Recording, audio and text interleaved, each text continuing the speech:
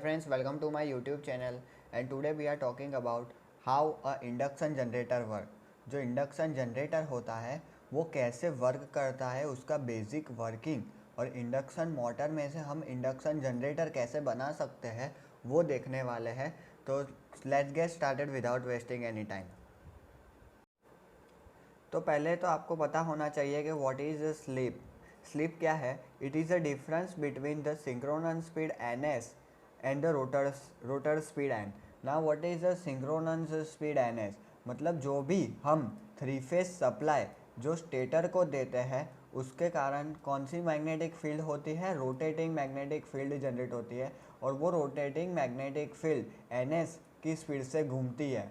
वो स्टेटर से जनरेट होकर एनएस की स्पीड से घूमती है और एनएस की स्पीड कैसे माप सकते हैं हम? उसके मेज़र करने की फॉर्मूला 120F/P के द्वारा हम एनएस की स्पीड मेज़र कर सकते हैं। और व्हाट इज़ रोटर स्पीड? मतलब अभी रोटर हमारा कौन सी स्पीड से घूम रहा है तो वो एन। तो usually it's express in percentage, उसको हम परसेंटेज में एक्सप्रेस करते हैं और उसकी फॉर्मूला ये वाली है S = synchronous speed minus rotor speed upon synchronous speed. मतलब NS minus N divide by N S, और उसको यूजुअली हम परसेंटेज में डिनोट करते हैं। वो हमारा परसेंटेज स्लिप मल्टीप्लाई इंटू 100 करने से हमको डायरेक्टली परसेंटेज स्लिप मिल जाता है। मतलब ये सिंपली दिखाता है कि जो मैग्नेटिक फील्ड रोटेट हो रहा है मोटर के अंदर और जो हमारा रोटर रोटेट हो रहा है, magnetic field of the stator and the rotor speed, rotor actually हमारा रोटेट हो रहा है इंडक्शन मोटर में, तो वो उन दोनों के बीच में मतलब स्पीड का डिफरेंस जो दिखाता है वो हम आप ऐसे बोल सकते हो कि वो स्लीप के थ्रू मिल जाता है। तो ये तो हो गया basics of what is a slip. अभी हम इंडक्शन मोटर में, और आप बोल सकते हो कि इंडक्शन मोटर में से इंडक्शन जनरेटर कैसे बनाते हैं और उसके ऊपर इफ़ेक्ट क्या आती है। तो उसके ऊपर तो सिंपली जब हम इंडक्शन मोटर की बात कर रहे होते हैं, इंडक्शन मोटर नहीं के जनरेटर, इंडक्शन मोटर की बात कर रहे होते हैं, तब जो हमारा एनएस होता है वो ग्रेटर देन एन होता है। मतलब जो एनएस मतलब जो हमारा speed of the stator field है वो ग्रेटर देन ऑन एन होता है। तो इसको क्या बोलता है? और जो हमारा रोटर होता है इस टाइप ऑफ मोटर को क्या बोलते हैं? उसको बोलते हैं सब सिंक्रोनस मोटर, सब सिंक्रोनस स्पीड मोटर आप ऐसा भी बोल सकते हो इंडक्शन मोटर। और जब हमारा एन जो रोटर है वो एन एस की स्पीड से ज़्यादा रोटेट होता है उसको सुपर सिंक्रोनस स्पीड बोल सकते हैं। तो ये आपको पता चलेगा कि ये कब होता है, ये हमको जानना है। ये तो सिंपल इंडक्शन मोटर में होता है, लेकिन ये जो होता है वो इंडक्शन जनरेटर में होता है। और वो कैसे होता है तो वो हम देख लेते हैं। तो अभी हम बात करते हैं कि इंडक्शन जनरेटर मतलब इंडक्शन मोटर में से हमारा इंडक्शन जनरेटर कैसे बनता है उसकी बात कर लेते हैं। तो उसमें क्या लिखा है? First, the rotor of an induction motor is connected to any type of mechanical source. मतलब कोई भी मैकेनिकल सोर्स मैकेनिकल मूवमेंट देता है, रोटेटिंग मूवमेंट देता है, ऐसा कोई भी सोर्स आप ले सकते हो। जैसे कि टरबाइन, प्राइम मूवर और टरबाइन से मतलब जो विंड टरबाइन है उसके थ्रू हमारा इंडक्शन मोटर का रोटर हम रोटेट करवाते हैं। और बाय डीसी मोटर का यूज़ करके भी हम that rotate the rotor of induction motor. अभी हमको क्या करना है? इंडक्शन मोटर में से इंडक्शन जनरेटर बनाना है। तो पहले हम उसका रोटर जो इंडक्शन मोटर का रोटर होता है उसको हम रोटेट करेंगे ग्रेटर एन एस। मतलब जो हमारा रोटर की स्पीड होती है एन, वो ग्रेटर देन एन एस से रोटेट करेंगे। एन एस कैसे जनरेट होता है? एन एस हमारा सप्लाई जो स्टेटर को देते हैं उसके बाद रोटेटिंग मैग्नेटिक फील्ड जनरेट होता है, वो सिंक्रोनस स्पीड से घूमता है। मतलब उससे भी ज़्यादा हम रोटर की स्पीड जो एन है वो हम गेट करेंगे, यहाँ से मिल जाएगी। तो इंडक्शन मोटर में तो आपको पता ही है N S is greater than N ही रहता है हमेशा, क्योंकि रोटर की स्पीड एन एस से तो ज़्यादा हो ही नहीं सकती। एन एस = एन हो सकती है लेकिन तब टॉर्क जनरेट नहीं होगा तो हमारी मोटर वर्क करना बंद हो जाएगी। तो मतलब यूजुअली हम बोल सकते हैं कि N S is greater than N in the induction motor. लेकिन इंडक्शन जनरेटर बनाने के लिए हमको एन को ग्रेटर करना पड़ेगा एन एस से। वो हम कैसे कर सकते हैं? मतलब रोटर की जो स्पीड है उसको सिंक्रोनस स्पीड जो फील्ड रोटेट हो रहा है उससे ज़्यादा घुमाना पड़ेगा, उसके ज़्यादा स्पीड से घुमाना पड़ेगा। तो वो हम किससे घुमा सकते हैं? यूजिंग टरबाइन, कोई एक्स्ट्रा टरबाइन कनेक्ट कर दो जो मैकेनिकल मूवमेंट दे रहा हो, और डीसी मोटर कर दो, कपल कर दो एक डीसी मोटर जो हमको N is greater than N S दे देगा. Now for making the induction motor to the induction generator, the rotor of the induction motor is rotate on that speed which is more than synchronous speed. मतलब यही बोल रहा है कि n should be greater than ns, तभी हमारा induction generator बनेगा. मतलब इधर आपने देख रहा है एक विंड मिल है, उसको कनेक्ट करके रखा है हमने रोटर के साथ, डायरेक्टली रोटर के साथ कनेक्ट कर दिया है, जिसको हमें वो क्या देगा हमको एन मिलेगा, और एन हमारा ग्रेटर देन एन एस हो जाएगा. एन एस क्या है, हमारा जो फील्ड कौन सी मतलब फील्ड रोटेट हो रहा है वो थ्री फेज सप्लाई जो हम स्टेटर को देते हैं, उसके बाद जो field rotating magnetic field generate होता है वो एन एस सिंक्रोनस स्पीड से रोटेट होता है, और उससे भी ज़्यादा हमारा रोटेट हो रहा है. और वो कैसे हम रोटेट करवा रहे हैं, थ्रू दिस विंड मिल. और आप ऐसा भी बोल सकते हो कि कोई एक्स्ट्रा मोटर कनेक्ट करके हमने रोटेट करवा दिया है. तो यही लिखा है कि प्राइम मूवर थ्रू हमने रोटर को रोटेट करवाया है और यहाँ से सप्लाई आ रहा है. मतलब ये फिगर आपको बाद में एक्सप्लेन करता हूँ, ये कुछ एक्स्ट्रा है, अभी इसको भूल जाओ, अभी ये बाद में एक्सप्लेन. ये यहाँ देखो तो यहाँ थ्रू विंड मिल, और आप कोई भी ले सकते हो कि डीसी मोटर है तो उससे भी हमको रोटर की speed N greater than N S मिल जाएगी. ये इम्पोर्टेंट है, N greater than N S करना है इंडक्शन जनरेटर बनाने के लिए. अभी आगे देखते हैं. So up till we see only mechanical working. मतलब हमने क्या देखा, मैकेनिकल वर्किंग मतलब हमने हमारा जो रोटर था वो थ्रू प्राइम मूवर से रोटेट करवा दिया N greater than N S. मतलब अभी जो हमारा रोटर है इंडक्शन मोटर का वो रोटेट हो रहा है जो मैग्नेटिक फील्ड है उससे ज़्यादा स्पीड से. The stator is connected through three phase supply and generate the rotating magnetic field that rotate on synchronous speed N S. मतलब इसकी बात कर रहे हैं कि जो हमारा एन एस कैसे जनरेट होता है जब थ्री फेज सप्लाई हम rotating magnetic field three phase supply जो हम स्टेटर को देते हैं और उससे through rotating magnetic field generate होता है वो सिंक्रोनस स्पीड एन एस से घूम रहा है. Now our rotor is rotating at more speed than the synchronous speed. तो वही तो बात हो रही है कि N is greater than N S.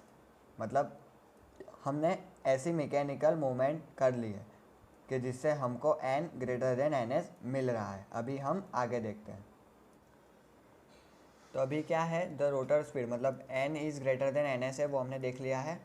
और due to this difference a current flow through the rotor conductor. मतलब जो हमारा रोटर ऑलरेडी रोटेट हो रहा था उसमें अब करंट भी फ्लो होगा. रोटर हमने रोटेट तो करवाया था बाहर से, लेकिन अभी उसमें से जो कंडक्टर है, ये जो रोटर के कंडक्टर है उसमें से करंट फ्लो होगा क्योंकि N is greater than N S. मतलब relative speed between N S and N. हमारा एन एस जो मैग्नेटिक फील्ड है वो कम स्पीड से रोटेट हो रहा है एन से. मतलब कम स्पीड से तो रोटेट हो ही रहा है, मतलब relative speed between N and N S, थोड़ी रिलेटिव स्पीड तो है, स्पीड का डिफरेंस तो है, तो उसके कारण करंट फ्लो होता है रोटर कंडक्टर में से. इंडक्शन मोटर के रोटर कंडक्टर में से हमारा करंट फ्लो हो रहा है. मतलब आपको थोड़ा थोड़ा पता चल गया होगा कि इंडक्शन मोटर जो हमारा इंडक्शन जनरेटर बन रहा है, तो अभी करंट जनरेट हुआ, आपको पता चला एन एस सिम इंडक्शन मोटर की तरह ही करंट जनरेट हुआ, लेकिन रोटर में करंट जनरेट हुआ. स्टिल रोटर फास्ट है, मैग्नेटिक फील्ड से रोटर फास्ट है, तभी भी थोड़ा तो रिलेटिव स्पीड तो आया ही, उसके कारण करंट फ्लो होगा. और this current generate the flux in the rotor मतलब rotor circuit, and that flux link with the stator conductor and generate the EMF in the stator conductor. मतलब अभी जो स्टेटर वाइंडिंग है उसमें भी ईएमएफ जनरेट होगा. क्यों जनरेट होगा, क्योंकि हमारा रोटर में से करंट फ्लो हो रहा है, और वो जो करंट हो रहा है उसके कारण फ्लक्स जनरेट हो रहा है, और वो फ्लक्स लिंक हो रहा है स्टेटर कंडक्टर के साथ, और स्टेटर में ईएमएफ जनरेट हो रहा है. मतलब अभी जो that cause the active power feedback to the supply और ग्रिड.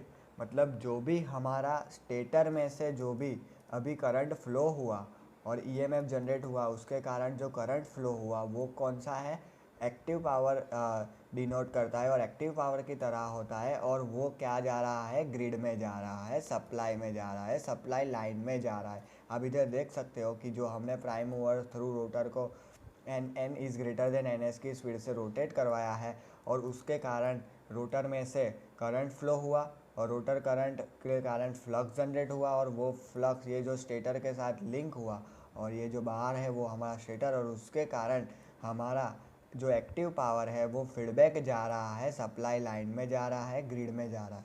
अभी आप बोलोगे कि ये रिएक्टिव पावर क्यों अंदर आ रहा है और रिएक्टिव पावर क्यों एब्जॉर्ब कर रहा है रोटर, क्योंकि स्टेटर क्या है, stator is one type of inductor है, मतलब स्टेटर वाइंडिंग है, और वाइंडिंग मतलब एल प्लस आर कॉम्बिनेशन होता है वाइंडिंग में, पर आर बहुत हम नेग्लिजिबल है, मतलब आर बहुत कम है तो हम उसको ज़ीरो ही कंसीडर कर लेते हैं, तो आर हमारा ज़ीरो है, तो उसके कारण हमारा वाइंडिंग सिर्फ रिएक्टिव रह गया है और रिएक्टिव पावर ही एब्जॉर्ब कर रहा है, ऐसा हम कंसीडर कर लेते हैं। मतलब रिएक्टिव पावर अभी लाइन में से मोटर में आ रहा है, मोटर के स्टेटर वाइंडिंग में आ रहा है, और स्टेटर वाइंडिंग में जो एक्टिव पावर जनरेट हुआ, क्योंकि हमारा रोटर में से करंट फ्लो होने से फ्लक्स जनरेट होता है, और फ्लक्स जो स्टेटर कंडक्टर के साथ लिंक होता है और स्टेटर कंडक्टर में से करंट फ्लो होता है, वो हमको एक्टिव पावर देता है।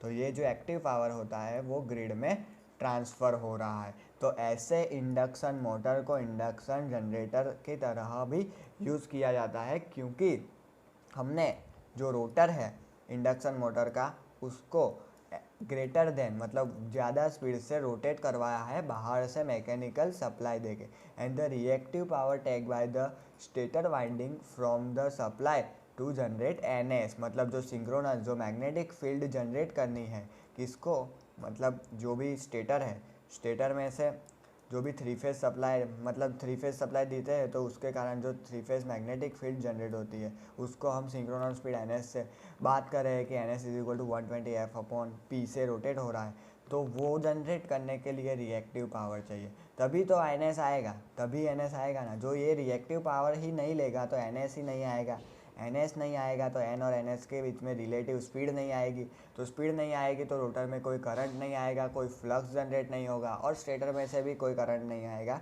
और ये जो फीडबैक भी नहीं जाएगा।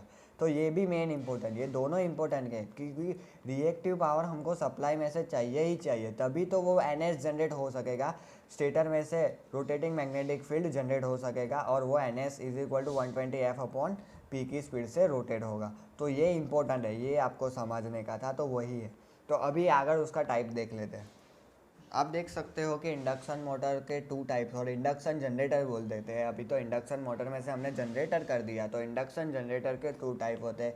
एक सेल्फ एक्साइटेड जनरेटर होता है, तो उसमें क्या होता है, सिंपली जो रिएक्टिव पावर होता है वो सप्लाई में से लेना है, मतलब एन एस जनरेट कराने के लिए, स्टेटर में फील्ड जनरेट कराने के लिए, और दूसरा जो स्टेटर में जनरेट हो रहा है, जो पावर जनरेट हो रहा है एक्टिव पावर, वो फीडबैक जाता है एक्टिव पावर की तरह। तो ये जो हमने ऑलरेडी एक्सप्लेन किया है वो ही है। तो वो हमारा कौन सा जनरेटर था, वो सेल्फ एक्साइटेड जनरेटर था। अभी सेपरेटली एक्साइटेड जनरेटर में क्या होता है, हमें ये ऐसी लाइन है ही नहीं, मतलब हमने प्राइम मूवर थ्रू जनरेट किया है, मतलब इधर कोई भी हमारा टरबाइन है, मतलब आप बोल सकते हो कि इधर कोई भी हमारा हाइड्रो पावर स्टेशन है और वहाँ से हमारा टरबाइन रोटेट होके आ रहा है, या फिर विंड टरबाइन है, ऐसा आप बोल ले तो इंडक्शन जनरेटर है।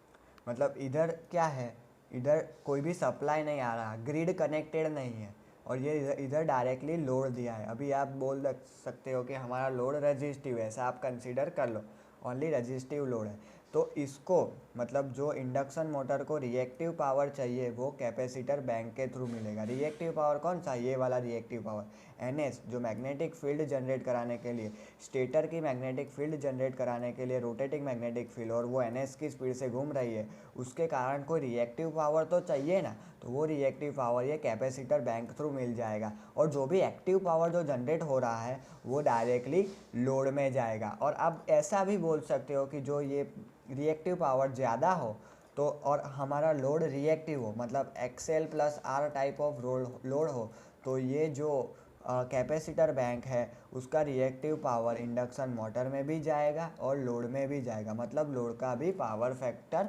इम्प्रूव हो सकता है।